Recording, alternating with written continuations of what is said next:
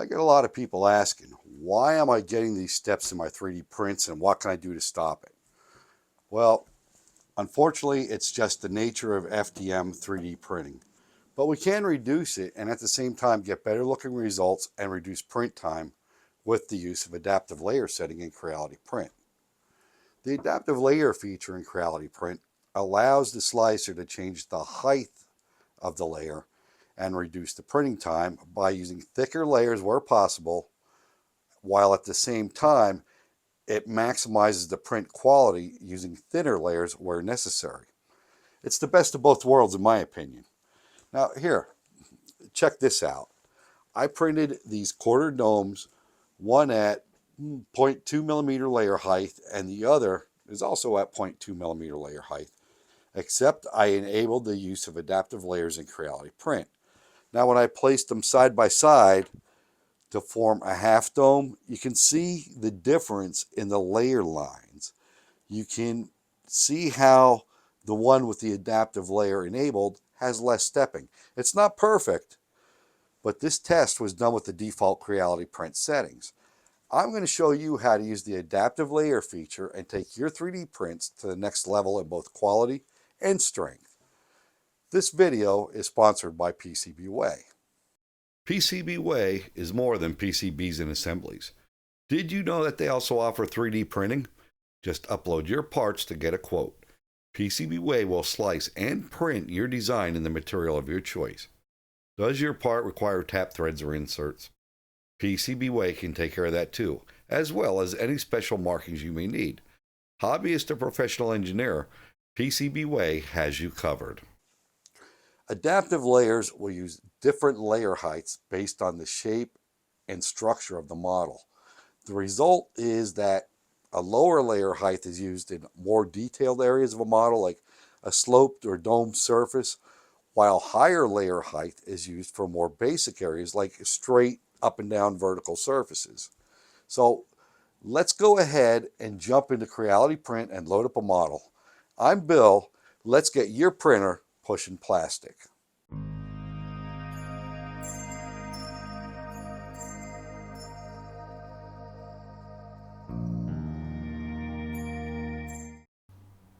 I have this large chess piece loaded up in Creality Print.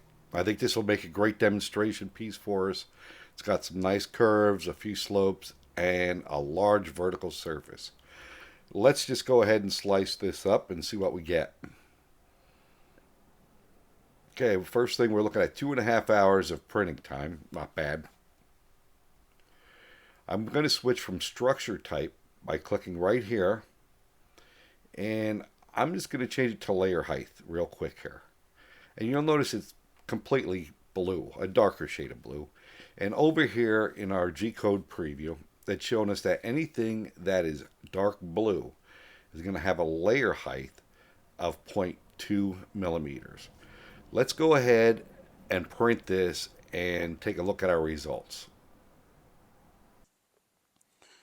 So looking at our baseline print, it doesn't really look too bad. I'm seeing a little stepping up here at the top. And around this ridge, little bit. But I'm sure we can make a better looking print and reduce our print time while we're at it. Let's go ahead and jump back into Creality Print and give it a shot. All right, so we looked at our base print. It wasn't horrible, but maybe you want to do better. The normal reaction from a lot of people is going to click the 1 millimeter layer height, and they're going to come in and they're going to slice, and they're planning on printing this until they get a look at what the time jump is. Look at that. We went from 2 hours and 33 minutes up to 4 hours and 8 minutes. When we check our layer height, everything's going to be 0.1 millimeter, just like we expected. I think we can get a good print and we can shave some time off of this. So let's go back to our 0.2 millimeter layer height, and we're going to click the button to edit right here in the printer dialog. Drop down to where it says experimental.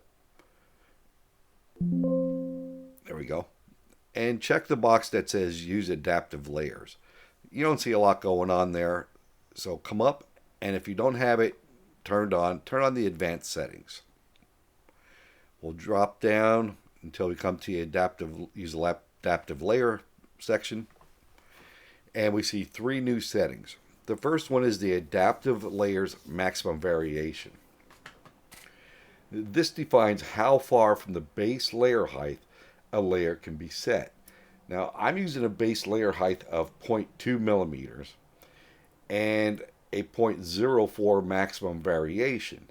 So the smallest layer height used will be 0.16 millimeters and the largest will be 0.24 millimeters. If that doesn't make any sense, it will in just a few minutes. Now, the next setting, the adaptive layers variation step size, this is the difference in the height of the next layer compared to the previous one. Now, this is set to 0.04 millimeters. So, say I'm printing something and the slicer wants to increase the layer height from an area of 0.2 millimeters up to 0.3 millimeters. Creality Print will increase the layer height by adding 0.04 for each layer until a layer height of 0.3 millimeters is reached. So as the layers are printed, the layer height will be 0.2 millimeters. The next one's going to be 0.24. The one after that will be 0.28. And finally we'll hit the layer of 0.3 millimeters instead of going right from 0.2 to 0.3 millimeters. It's a gradual change. And on a curved or sloped surface, this comes in handy. Now, 0.04 millimeters should work great, but if you decide you want to adjust the setting, do it in small increments. I've gone as low as 0.02 and had decent results. So let's get to the third and final setting here, which is the adaptive layer topography size. And it is set to 0.2 millimeters. This controls the offset horizontal distance from one layer to the next. Think of it as like the tread on a staircase. With more horizontal distance separating the vertical layers, a larger layer can be used. This is going to result in thicker layers but less detail on the models. It comes in handy for large vertical surfaces, but it's also going to give you stronger prints. Now you can leave this setting at the default value of 0.2 millimeters, or you can increase it for thicker layers if you're looking for stronger parts. Again, don't be afraid to experiment with these settings. So let's see what these settings do for us. Let's go ahead and save this. We're going to slice. And I'm going to look at the time. Now we're down to 2 hours and 14 minutes. So we shaved some time off from our base print. We shaved off a lot of time from our 0.1 millimeter nozzle. But let's take a look at the layer height. So we'll come in and we're seeing all kinds of cool colors. Before we were just seeing the solid blue. So let's take a look at what's going on here. Wherever you see blue, we're going to match that up to the little chart here on our G-code preview. And we can see the blue, the dark blue is going to be a layer height of 0.16. That's good. Wherever it's yellow, we're looking at a layer height of 0.2 millimeters. Okay, that's our base layer height. And wherever we see the red, that's going to give us a layer height of 0.24. So instead of having 0.2 all the way up, we got a mixed bag. We got the 0.24s, we got some 0.2s, we got some 0.16s. And what this is going to do is decrease the speed. It's going to reduce the print time because we're using thicker layers where it's red. But when we get to the blue areas, we're using smaller layer heights. So it's going to give us more detail and nicer curves, nicer slopes. And one other thing to take note on is wherever we transition, in most cases from blue to red, you're going to see at least a small band of yellow. So we're making the transition from 0.16 to zero point 0.2, then 0.24. We're not jumping right in from, say, 0.16 to 0.24. Let's go ahead and print this out and see what it looks like. I'm liking what I'm seeing. There's still some steps, but less of them, and they're a little bit tighter, giving me a better shaped dome up here. Down here on the ridge, it's looking smoother. Now, in the vertical surfaces, we used a 0.24 layer height instead of the standard 0.2 millimeter, but you really can't notice it.